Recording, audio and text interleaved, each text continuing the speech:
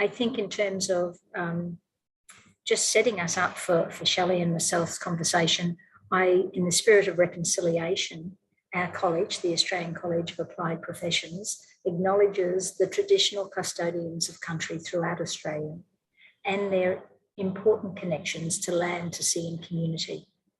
We pay our respects to their elders past and present and emerging, and we extend this respect to all Aboriginal and Torres Strait Islander people who are sharing the platform with us here today. Thank you very much, Margaret. And just on that, I'm on Yagara land as well. I've just made the move from Gubbi Gubbi land and yeah, got to do that research, which was lovely. But yeah, thank you so much everybody for attending this evening's sessions, and thank you, Margaret. So really excited about these really amazing sessions that we do have. So just to give you a bit of a recap on what we will be doing here today as well. So basically in this session, we're just going to cover up a brief overview of ACAP initially. We're going to hear from one of our current students, and then we're going to jump into the session with Margaret as well. So we're going to explore that conceptual framework of mental health and take a little bit of a look at a compassion-focused pagium. At the end, we're going to open up a Q&A session as well, but if at any time you guys do have any questions, just feel free to pop that into the chat function box, and either myself, Danny or Saloni, some of the other national course advisors here will be able to answer and respond as soon as we can. Thank you. So who are we? So ACAP is the Australian College of Applied Professions, formerly known as the ACAP, the Australian College of Applied Psychology. So we're branching out a little bit. So we've been delivering specialist courses in the helping professions for over 38 years now, so since 1983. We're a national provider of these programs, and we deliver on-campus studies in Sydney, Melbourne, Brisbane, Adelaide, Perth, and very recently Byron Bay. We also cater to those living rurally or internationally through our online or blended delivery models. ACAP doesn't just provide you with counselling programs either. You might be familiar with some of our other disciplines. So we do also have social work, criminology, coaching, psychology, and we've also recently added the MBA into the mix as well. So each of these disciplines have their own delivery methods that you can choose from. We'd be happy to discuss that with you as well if we can find something that's going to suit you. So since ACAP was founded, we've actually successfully graduated over 20,000 students nationwide, having them industry ready upon completion of their qualifications. And at ACAP, we do encourage and promote diversity. So we support students from all walks of life. So we promote equality, sustainability, and advocacy for every community. We hold regular catch-ups as well for those who are interested to get involved. You can be like-minded individuals and develop lasting connections. We have actually seen that the extracurricular initiatives, programs, they don't just boost student morale, but they actually help people to flourish in their studies with that peer-to-peer support as well. So, why do students choose ACAP as well? So it's a combination actually between the support services available and the quality of education. So we have flexible choices of on campus and online with your, on campus or online with your workshops on campus for counselling as well. So we've got educators who work in the industry, and our student placements basically mean that students are delivered to a supportive learning experience to help develop their future careers. Our degrees are also accredited with bodies such as the ACA, ICF and PACFA, to name a few. We've got various networks and support services available as well to ensure that you do get the most out of your studies and you excel with your personal and professional growth. So our services such as Student Learning Support Services team, who run regular webinars and workshops and have how-to guides. There's video tutorials, and they even have their own website, which is pretty cool, where all of that information can also be found. It does give you a little bit more information, a little bit more independence through your journey as well. We also have the 3 intakes throughout the year, which makes it a bit more flexible for students to pick up learning when it suits them. And fees are also supported by fee help student loans, or you can do upfront payment. We also have a free and confidential counselling service available for our students. Excellent. So now that you know a little bit more about ACAP in general, I'm going to hand it over to Rihanna. She is a current student in our Bachelor of Counselling and Psychology, and she's rocking that ACAP jumper. Absolutely gorgeous. So I'll hand it over to you. Thank you so much. And Margaret, thanks guys. Thank you so much, Shelley. Hi, everyone. Like Shelley said, I'm Rihanna. I'm in my second year of a Bachelor of Psychological Science and Counselling at ACAP. I hadn't really heard of ACAP until a friend mentioned it to me about this time 2 years ago, which was quite interesting. I didn't know what path to go down, but when I started to look into ACAP a little bit more, I started to feel really comfortable at the prospect of being a student here. Initially, I was really overwhelmed trying to figure it out where to study or just really what to do. But when I came across ACAP, I found it easy to talk to the course advisors. Make sure you do that. I spoke over the phone about what would be potentially a good fit for me, and it was so simple. It was so easy. When I finished my first year of study, I've felt the most success I ever felt in my life. That has just recently happened. I've finished that first year. It was really, really powerful and has motivated me immensely. There's so much support here too. I actually have learning difficulties myself, and it's the reason I hadn't pursued any degree earlier. But the endless resources at ACAP have made it really achievable.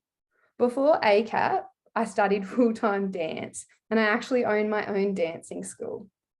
So it is true that you can truly pivot what you're doing in life into any position to make a change. One subject that I've really enjoyed so far is a unit on cognition. It basically covers the application of cognitive psychology to everyday life across a lifespan. It covers off really interesting topics. These topics are learning, memory, performance, eyewitness testimony, and neuropsychological disorders. This is something that really appeals to me, as I'm hoping to get into psychotherapy or research when I graduate. I suggest that you have a chat to the ACAP course advisor and figure out what it is you want to do. You might know what you're passionate about, you might not, but they really, really helped me to put me in the right fit for what I needed. So please reach out to the course advisors or anyone at ACAP. You won't make a mistake. Thanks, guys. Thanks, Rhiannon. It's always wonderful to hear from the voice of a student. And as the chair of the discipline, we do lots of things with our students and constantly engaging to make sure what we're doing right and how we can improve and get one step better. So I really appreciate your contribution this evening. My focus today is going to be on mental health, cyberbullying, and higher education. And this is an area that I have worked in as a counsellor in my own practice here in Australia and in Australasia, and also through the higher education, having worked here with the college for close to 3 years and previously in higher education institutions in Singapore and here in Australia. So it's an area that is close to my heart. And I know with the challenges throughout the last 2 years, it really has challenged us as academics within a teaching and learning landscape to create safe, compassionate, person-centered teaching and learning spaces. So what I'd like to do is I'm going to talk about mental health, and I know there's many of you on the platform who will be very knowledgeable about mental health. So please engage in having a conversation in the chat room with different points that are relevant. And we can also have a conversation towards the end of the session this evening. But also as I'm talking, if you've got questions related to the college, we've got the course advisors, Shelley and her team on, so do ask those questions. So within counselling, for example, mental health is really one of the DNAs throughout our undergraduate course and our postgraduate courses. We've got the Bachelor of Counselling with a minor in coaching. We have the qualification that Rhiannon is in, the Bachelor of Psychological Sciences and Counselling. We have a graduate certificate, School Wellbeing. We have a graduate diploma of counselling and a Masters of Counselling and Psychotherapy. Mental health is actually through each one of those courses, as is ethics, because our big challenge, of course, is to ensure that everybody is ethically fit to practice. So I'm going to talk with you in terms of mental health, and hopefully at the end of today, it's affirmed where you're at.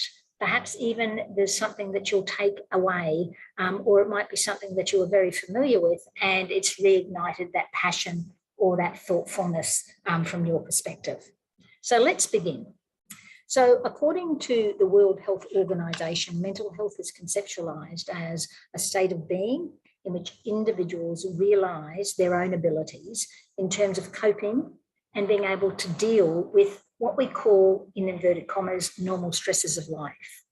The fact that we're able to work productively within this landscape and also fruitfully, and that we're able to make a contribution to community. So that's the World Health Organization, who's painted the canvas in terms of, well, what does this mental health mean?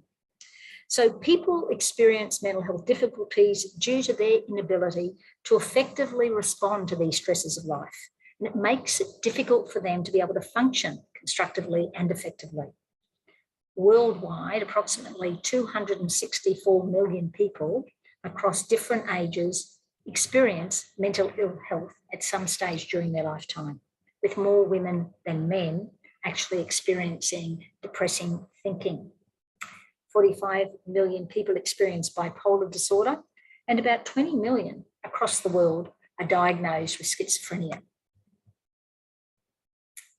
People experience mental health difficulties independent of having to receive a diagnosis of mental illness. And this is really, really important. And that is because if we go back to the definition that I've just spoken about, it's that challenge of being able to deal and cope with the stresses of life events and challenges. So often mental ill health may be based on the fact that as individuals, it's difficult for us to function effectively and productively. Mental illness is the third leading cause of disability in Australia. And it accounts for 27% of total years lost due to disability. According to the Australian Bureau of Statistics, about 4% of individuals will experience a major depressive episode in 12-month period. 5% of these are women and 3% are men. As expected, the general health burden increases with age, particularly for those of us over the age of 50. And often the challenges for us in this age range is neurological or cardiovascular disorder and cancer. However, when we look at the health burden in younger people, we see a very different picture. Mental health issues are responsible for 65 to 70% of challenges for young people 15 to 24 years of age. Now we know that 15 to 24 years of age, at that lifespan, it's the peak period of onset for mental ill health.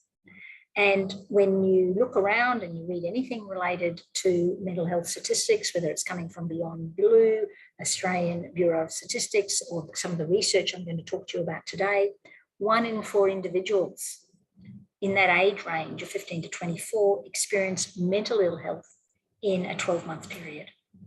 So think about how many of you are on the platform this evening, how many of us are together.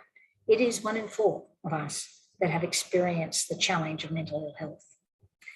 Now, the other thing that's really important is that Indigenous suicide rates due to mental ill health is twice that of other Australians. And the rate of intentional self-harm among young Indigenous people in this same age bracket, 15 to 24, is also very high. In fact, it's 5.2% higher than the rate for non-Indigenous individuals.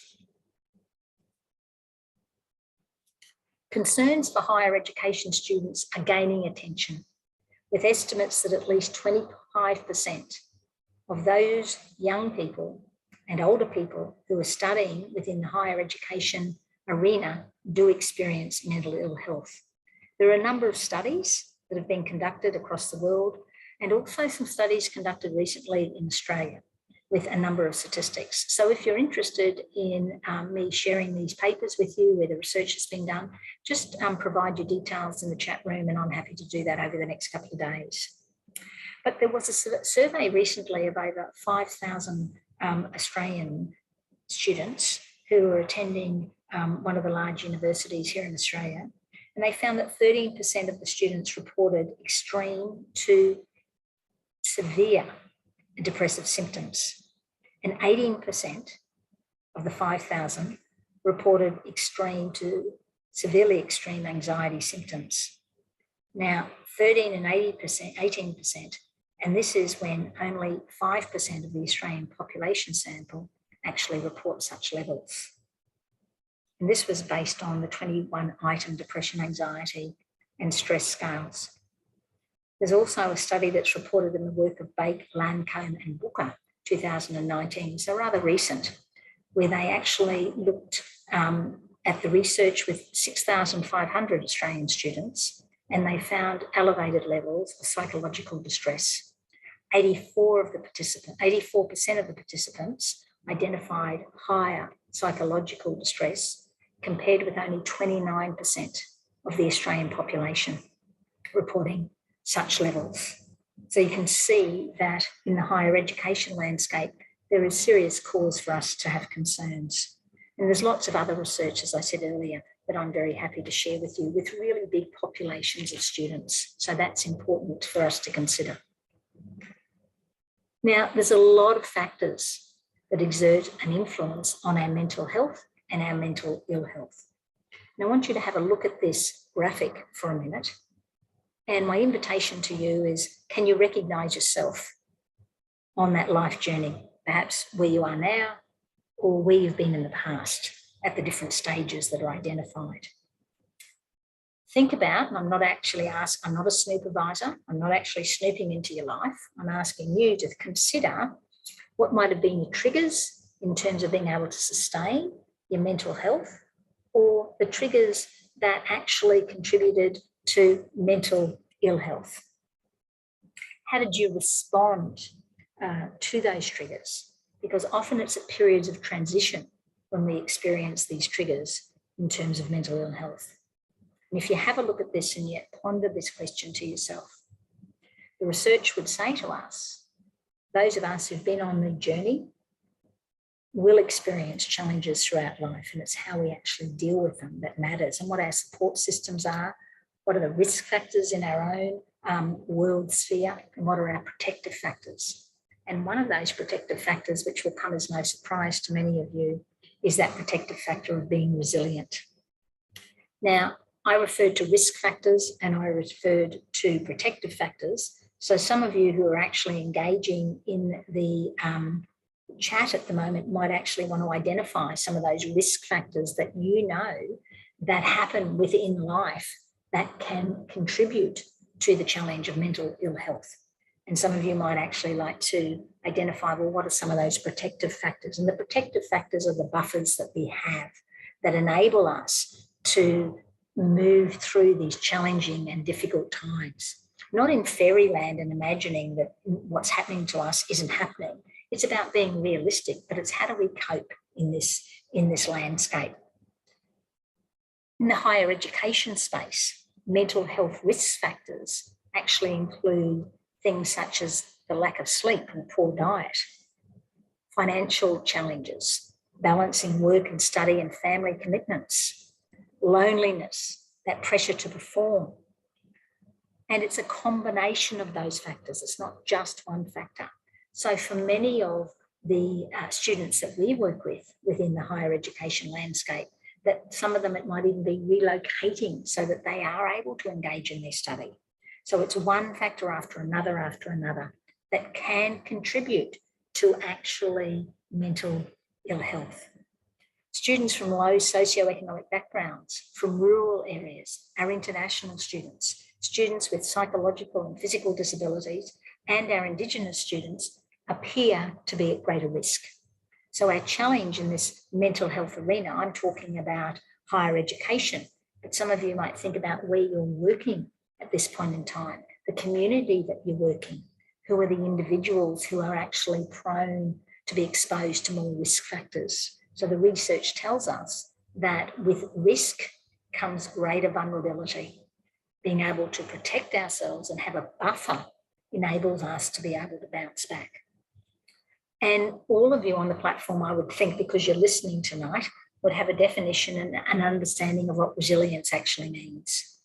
And the simple one that I'm going to share with you is it's an individual's ability to be able to adapt effectively in spite of adversity, temporary setbacks, challenging, threatening situations, and sources of stress. So have a think about, when you're on this life journey, what were some of your protective factors that boosted you? Because these protective factors are really critical when we move further on in the talk tonight about looking at cyberbullying. So the research shows us it's things such as positive attitude. It's about supportive relationship. It's about the ability to learn and to recover from challenges. Being flexible, being able to change with the times will contribute to resilience. Today, I was on a platform with the Australasian Mental Health and Higher Education Collaborative webinar, and some of you might have even signed up to that webinar. And it was a conversation about resilience within workspaces and workplaces. And it was the sense of sometimes it's about our own self-compassion and our self-kindness, that is also a really important protective factor. And that enables us to cope within the landscape when the going gets very tough. So this will be a diagram that will be familiar to many of you. It is one that Owen Kalaki, who works with Origin 2017, talked with us a lot about, in terms of our real challenge is to understand that there are different stages from mental wellness to mental illness and mental ill health, and that we've got primary prevention, where we're really trying to set the scene, so we're nurturing and caring for ourselves. In fact, in the counselling world, Charles Handy refers to this as proper selfishness, that we care for ourselves so that we are able to be present in the moment with our clients and with the groups with whom we work with. So primary prevention occurs right at the onset. So it's about knowing ourselves. And those of you who are counsellors listening on the platform, or who are aspiring to become counsellors in training, it really is about know yourself, counsellor, know thyself. So it's about listening to the trigger warnings that might be saying to you that usually my response to this may be A, B, and C, but in this time it's actually become quite heightened. And is that an indicator for us that we actually need to just take some time away rather than responding immediately? We know that throughout if we don't catch early in terms of prevention, it's then looking at secondary prevention, and that targets the early stages when we're actually moving more into more severe mental ill health. And then as we go through, perhaps for some of us, mental ill health may result in a mental ill health diagnosis. But we say as we go through, it's also about how do we live in that recovery space within community with ourselves. And for me, a real important area is how do we live and thrive in this landscape of higher education? Now, I deliberately spent a bit of time there setting the scene for mental health and just revisiting and renewing that information in your mind, because now I'm going to take us on a little bit of a journey about what role does digital world have in this landscape of mental health and mental ill health, and particularly looking at it from a higher education perspective. So we live in the digital age, and for us, we know it's a key driver in higher education. Global mobility, changing demographics of our student cohort, economic agenda and political agenda make higher education accessible and cost-effective for so many more individuals. And this has coincided with the availability of rapidly changing learning technologies. Now, you may know a lot more technologies than I do and may be more familiar with a lot more technologies, but things such as social media, blogs, tools, emails, they mean we've got a flexible learning and teaching landscape. That means that our students can engage, they can create communities of learning, and they can access education, they can access courses, irrespective of where we're physically located. And one of the things, if you think about within our counselling, for example, we do have a blended delivery mode, which is online classes throughout a trimester, but also some days where you are physically face-to-face on the campus. So it does mean that many of our students will travel. But if we didn't have the technology to be able to engage in Zoom classes, then that whole avenue of being able to access the course and get your credentials would not be possible. Now, the outcome of technology enhanced learning is that it's very appealing, and we're actually able to engage with so many more individuals in this landscape to be able to come knocking on the door and say, hey, I'm really interested in engaging in learning. Now, saying this, one of the things that you need to be aware of is that it means that students can be exposed to offensive online behaviour. So it's a conundrum. Particularly from March last year, our college, along with all of the higher education institutions, moved from teaching students in a face-to-face physical campus to an online teaching and learning environment. And if you happen to be enrolled through Melbourne or through Sydney, for example, your learning for the last year and a half has been a lot more online than perhaps it would have been in Brisbane, Adelaide, or Perth, or Byron Bay. So we are conscious of the fact that our students are engaging in more digital ways of learning. We are conscious of the fact that 1 in 4, 1 in 5 individuals experience mental ill health challenges because of life experiences and the stresses that are happening in their world. And we are conscious that the research is showing that engaging online does have the potential to create an environment where acts of bullying behaviour can occur. And there's a lot of research out there for quite over 10 years that talks about social media, as many of you all know, is a potential for different types of bullying, cyberbullying behaviour. But I don't know how many of you would be aware of the fact that in the teaching and learning landscape, that bullying behaviour is also something that we've got to be very, very conscious of in terms of setting our students up to be able to engage safely and online.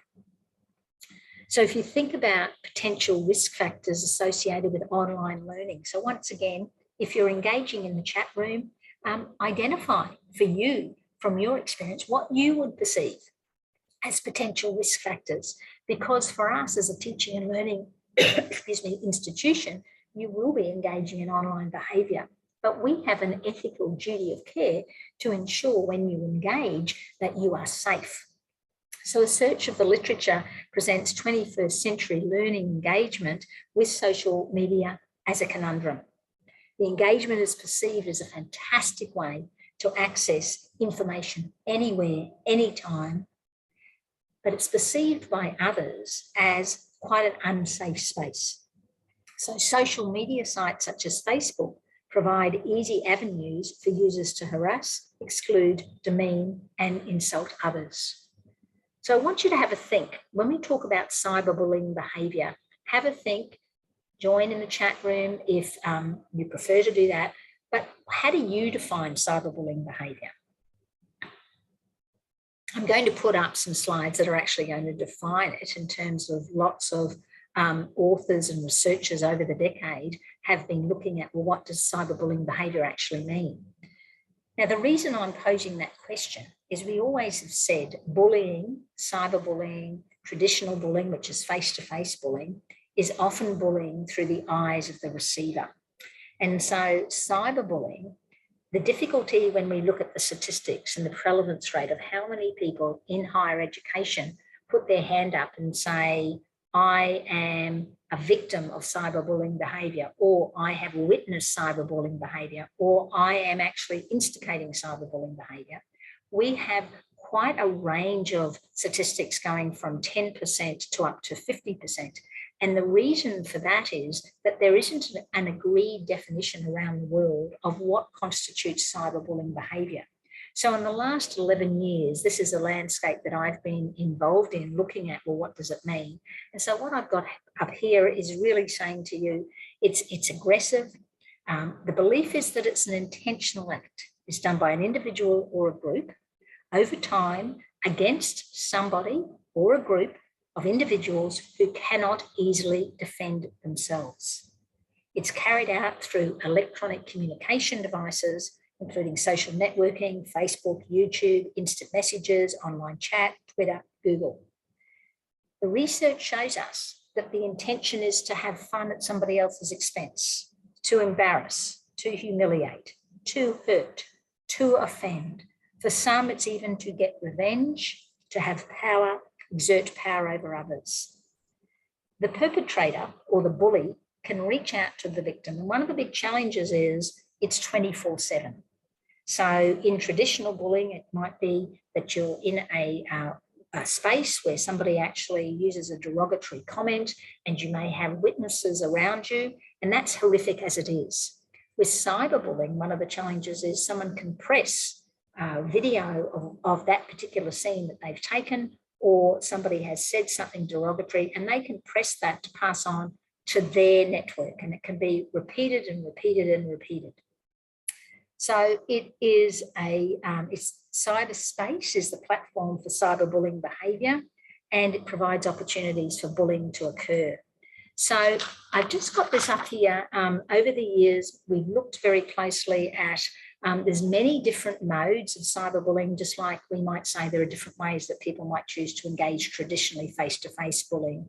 And some of you on the platform here may be very familiar with some of these modalities, and some of you might be thinking, well, that's an interesting one. But if you are interested in learning a little bit more, I'm going to show you a site later on in the session today, and you're very welcome to engage and explore with that site, because it's been co-created with higher education students, Australasia and Australia in the last 9 years. So it's the different modalities of cyberbullying that's really important for you to be aware of.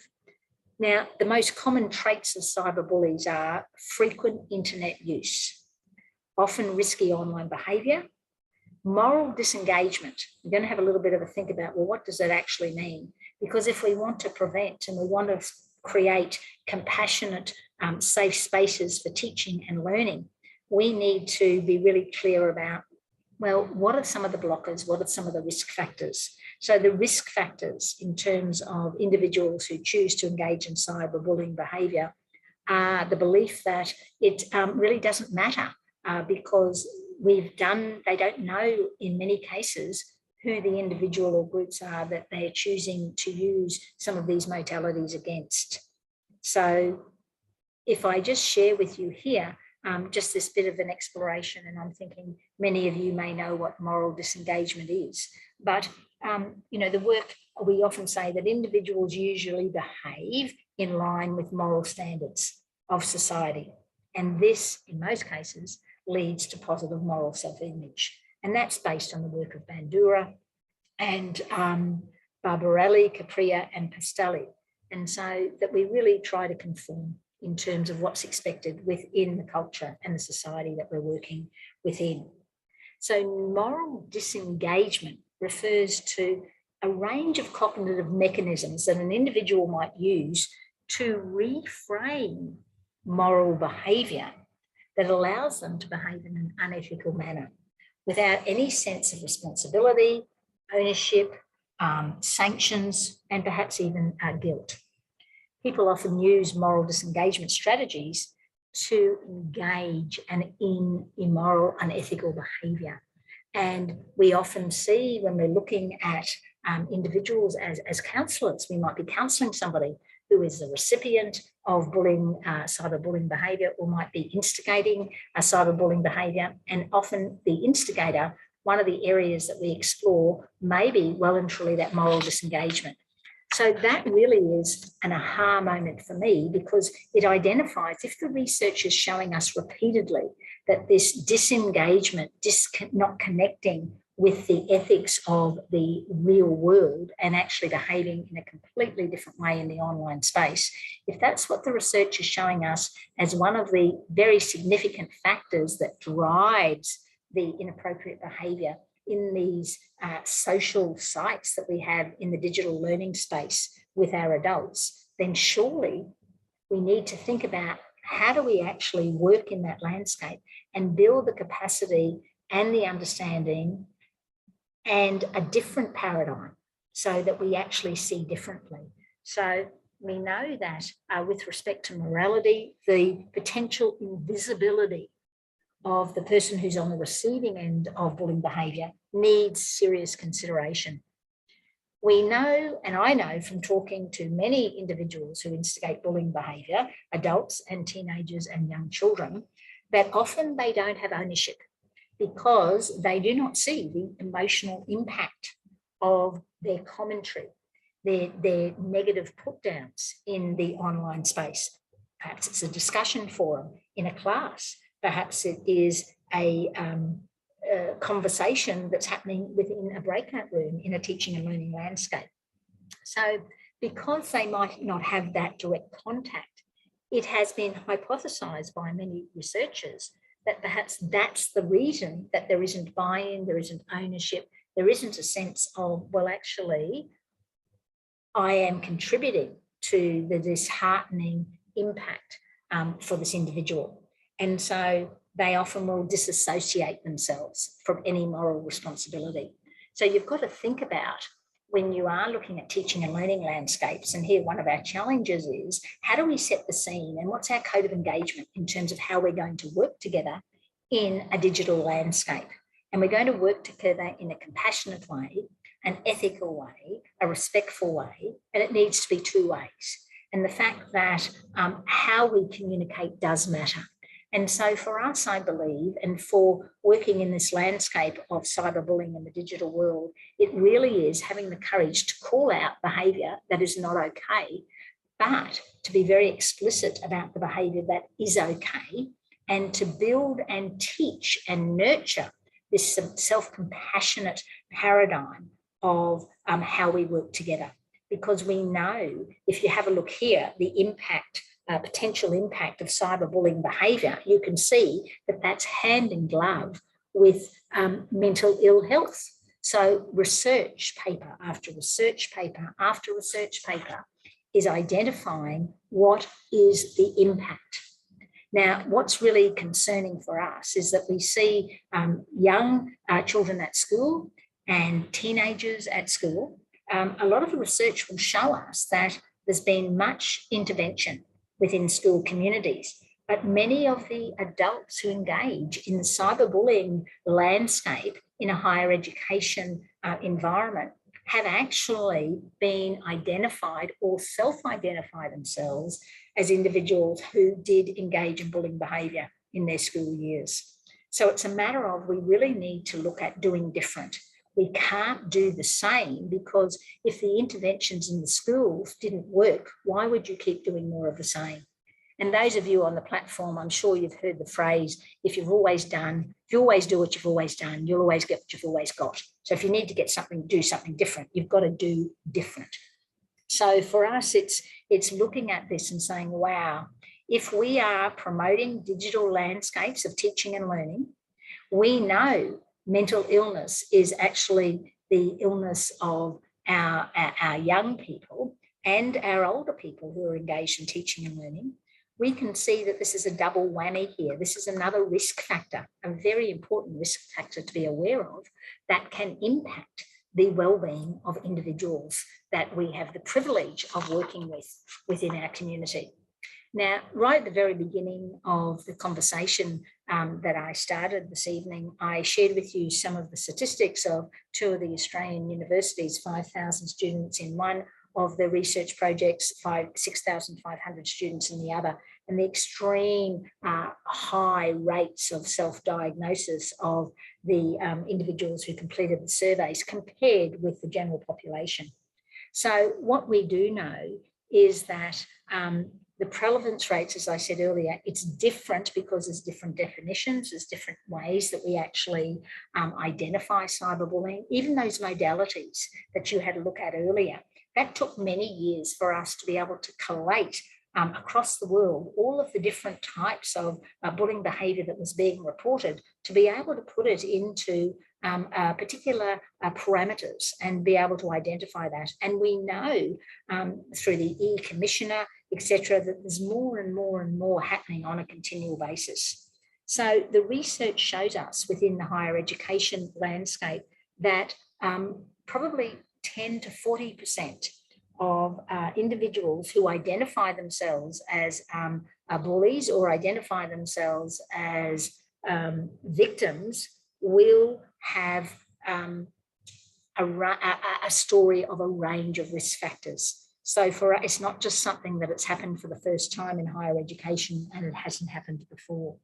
So we also find that within higher education, as we do in the workplace, that many individuals who engage in cyberbullying behaviour also may engage in traditional face-to-face bullying, but they might actually be a victim. And then they may choose to be a perpetrator within a different landscape. And some of the latest research is showing the complication of individuals' mental ill health if they're actually a bully across both those territories. So this leads me to two very important quotes that I've got here, which talks about the fact that we know mental ill health is a real challenge for us here within Australia. It's a challenge for us in our own backyard here as a college of teaching and learning. We know the digital landscape is the way we do engage in teaching, and we know that cyberbullying is a potential risk factor.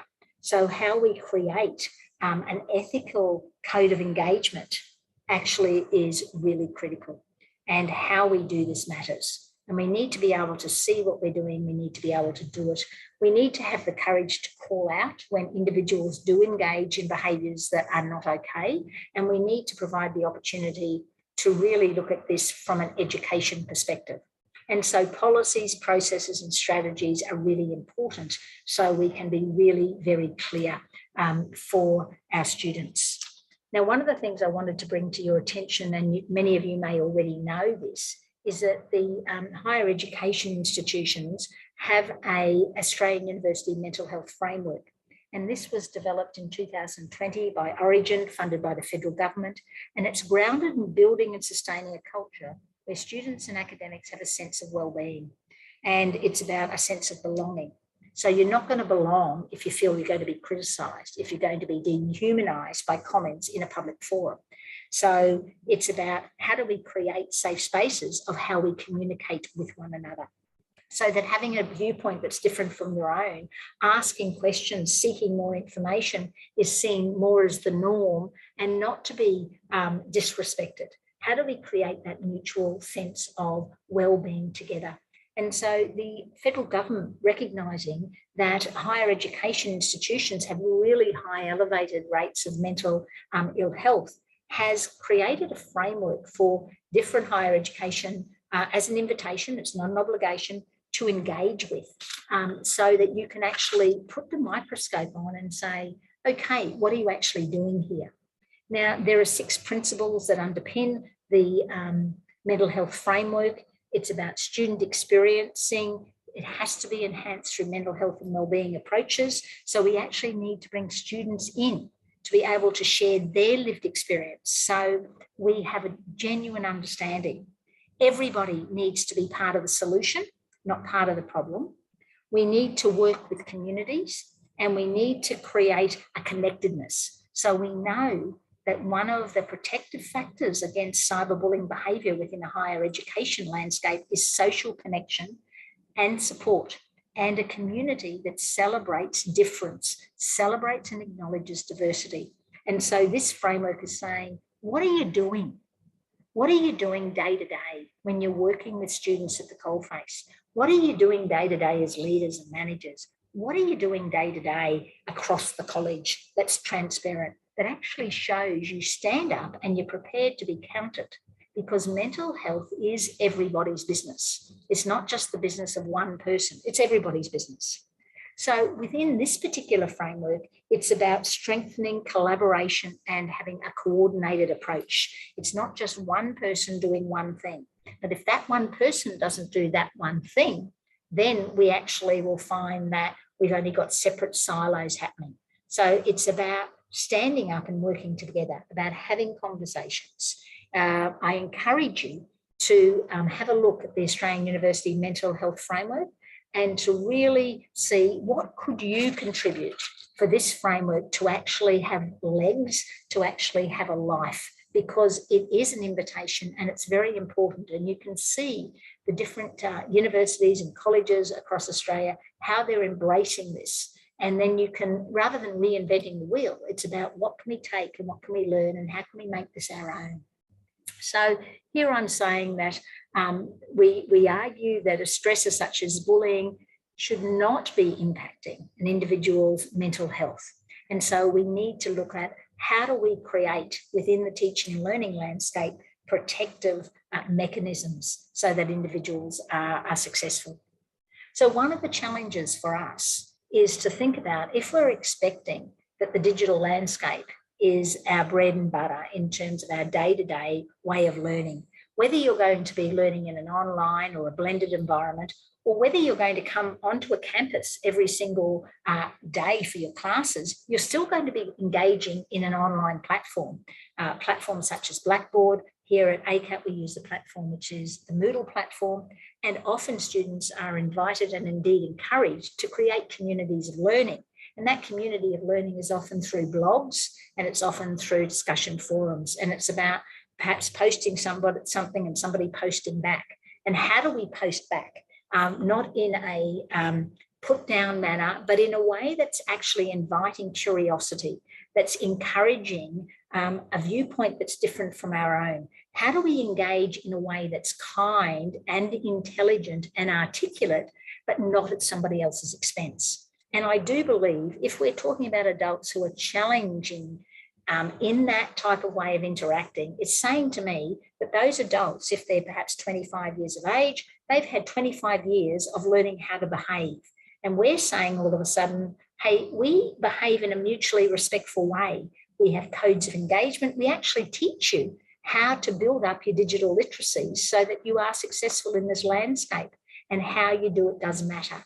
So we know the research is showing us that in the world of bullying, cyberbullying behaviour, often individuals who have poor digital literacies are exposed and more vulnerable to be attacked by cyberbullies. And so for us, it's a matter of saying, well, if we are actually going to teach in this landscape, if we do want to abide by the mental health framework invitation, then we really need to have a bit of a think about how do we teach digital literacies. Now, I've got a couple of articles up there that you might be interested in, you might not. If you're not, just discard it.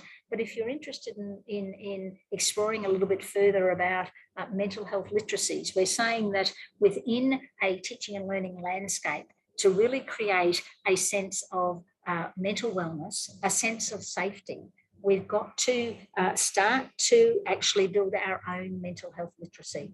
So, and how we communicate. Because there's a lot of stigma that still is surrounding this concept of mental illness, a mental condition. And so, you know, it's a concern to me that we're studying in the counselling profession, we're counsellors in training, but we're frightened to acknowledge the fact that we are struggling with our own mental health and access counselling support, but we're prepared to be a counsellor. There's some disconnect there, because I think if we value our profession, and we really believe our profession matters in terms of working with individuals in their world to their satisfaction, then if we do struggle, we actually need to have the courage of our convictions and seek counselling support if we need that. Now, part of our challenge here within our higher education landscape is to destigmatise this concept of mental health and mental ill health. We also need to look at what's the language. So we talk about mental health literacy. So some of those papers that I've got there do discuss the conversations, person-centred conversations, having a recovery-oriented approach. Some of you on the platform might be very familiar with the work of William Glasser in choice theory. So it's talking about how do we actually adopt the choice theory paradigm when we are having conversations with students or with our fellow workers. Not just Are You OK Day once a year, but doing that as part of how we live and breathe together. It's about being able to look at what's our toolkit. Some of us are exceptional working with children in terms of, is their bucket empty? Is their bucket full? In terms of that self-care and that kindness and that compassion and that resilience. But how often do we actually nurture ourselves and engage in that proper selfishness? So as counsellors in training, in terms of if you are in a discussion forum where somebody is using power over you, how do you actually step away and respond, if you choose to respond, in a way that's saying, hey, that's not on? Or what process, what policy do you engage with so that you've got support as you actually need to be able to expose that particular behaviour is not how we operate. And certainly cyberbullying behaviour is certainly not the type of behaviour that we would be encouraging at all, because we're actually encouraging kind, compassionate, self-care, person-centred, resilient, flourishing behaviour, so that we actually fly rather than this dehumanising negativity. So it's also about, what do you do if you do need help? And so I mentioned that a little bit earlier. It's actually reaching out and asking for the help. And sometimes people say to me, I don't really know, Margaret, where to go for help. So if you're not sure where to go for help, there's a large number of different organisations within our college here. We have counselling services, but we've also got, there's a lot of e-mental health, there's Beyond Blue. And I know here with our own staff, for example, every week I do a weekly wrap-up with them. And part of our wrap-up is always focusing on our own well-being and taking care of yourself. Because if you're not taking care of yourself, and that might just be nurturing yourself and just stopping when the workday finishes and actually then moving into family time rather than constantly just blurring those boundaries. So if we don't care for ourselves, it's really challenging to care for others. And one of the risk factors might be is that we become so fatigued, we become, we're not civil in our communication with others. And that while we may not intend to bully somebody, our tone, our mannerisms, how we communicate in an email can destroy a relationship in an instant. So it's thinking about, how do we actually approach this? The co-creation concept is something that we really do engage with. And I know the time is running out, so I've got a link there, and I encourage you at the end of the session today or within the next couple of days to explore that site. That's a site that I've led across Australia and Australasia for the last 10 years, that's led by students in collaboration with myself, in terms of how to create safe teaching and learning spaces within higher education. So it's educating about safety, but it's also calling out cyberbullying behaviour. It's about self-compassion and it's about gratitude. And there's a lot of research that's coming through in terms of self-compassion that we need to be aware of. And as you know, self-compassion, it comes from Buddhist thinking. It's an attitude of concern for ourselves and the difficulties of life. So the research that's coming out in recent times, it's talking about self-compassion is positively associated with psychological well-being, and it's negatively associated with anger and self-depression, with stress, anxiety. And so there's been some studies of recent times looking at compassion as a being able to be a proactive response to moral disengagement, to learn about being kind to yourself and getting insights perhaps in terms of kindness to yourself, how that might impact in terms of kindness to others. There's been research that's come out as well in terms of gratitude, and gratitude is negatively associated with cyberbullying perpetration. And so if you're interested in learning a little bit more about self-compassion and gratitude as two of the paradigms that you can adopt yourself, or as an educator, you can adopt within your teaching and learning landscape, let me know, because I've got some beautiful articles. I've just got up there a Charter of Online Responsibilities, and that's on the website. So if you have a look at that website, Prevent Cyberbullying in Higher Education, you'll see that there's a charter.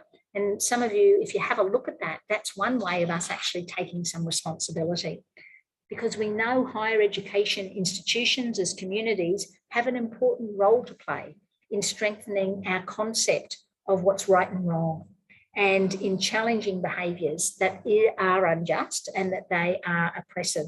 And tonight I've used cyberbullying as that landscape of unjust and oppressive behaviours. So I do believe that we do have a responsibility, but I think unless we teach how we want ourselves and others to engage together within this landscape, it really is hit and miss. So we need to be intentional in terms of how we stand up to break the cycle of inappropriate behaviour that happens within the teaching and learning landscape. Because that slide I held up earlier that you would have seen in terms of the impact, it is absolutely horrifying, the impact of cyberbullying behaviour in terms of individuals who are vulnerable to begin with. So they are in that risk category. So as I said earlier, you've got your risks and you've got your protective factors.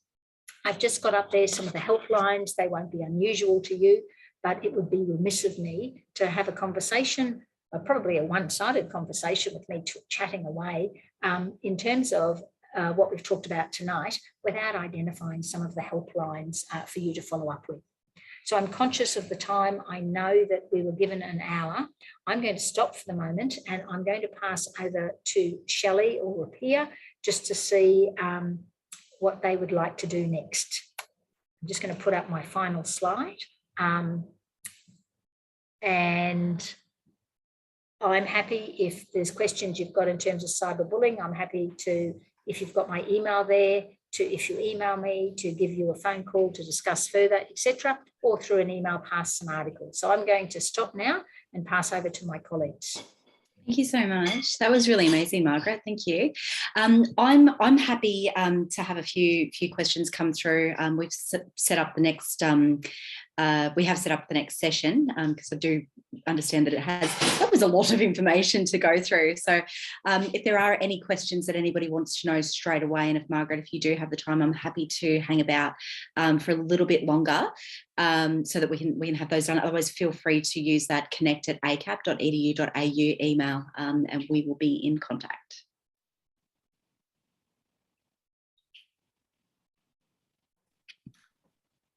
Look, that sounds great.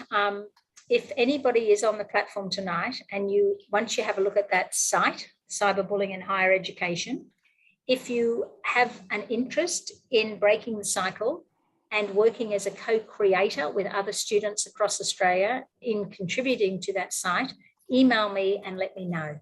If you happen to be looking for voluntary hours in whatever you're doing, it might be a fantastic project. It will help students out across Australia and Australasia because when you have a look at it, you'll see we've got students from law, students who are doctors, nurses, criminologists, everybody from many backgrounds contributing because this mental health and cyberbullying matters not just to the counselling discipline, it matters across the whole area of society.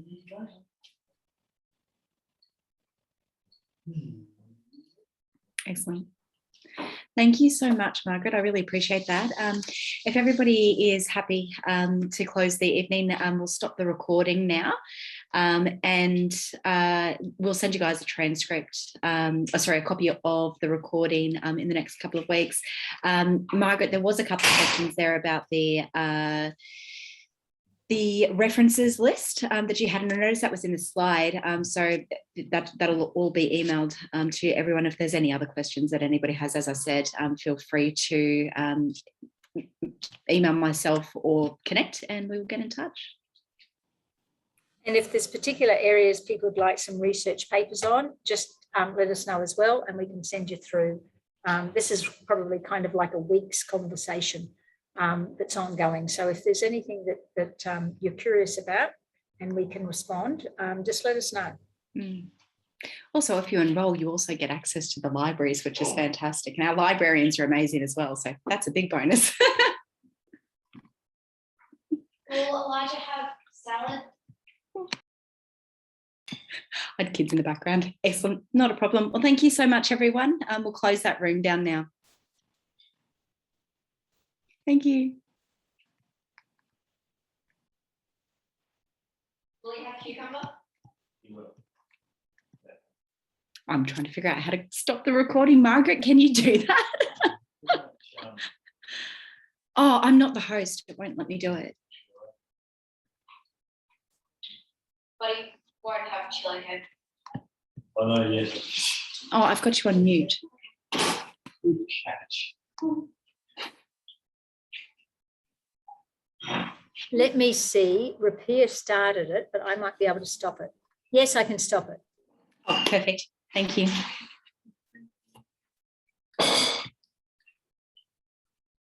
You okay, buddy? Perfect. Thank you so much. That was really good. I kind of wanted to interject there. Occasionally there was things I was like, oh, I wanted to learn more about this. It's terrible. Every time I do a counselling session with you, I'm like, I really should maybe study counselling. Of course, my lights have gone completely black about 45 minutes ago. So I'm once again completely in the dark. Oh, it's all right. I'm shining enough from So both. I just thought to myself, I hope I can be seen, because I can. That's why I couldn't see as I was talking. But hopefully it was we were useful. mostly focused on your slides.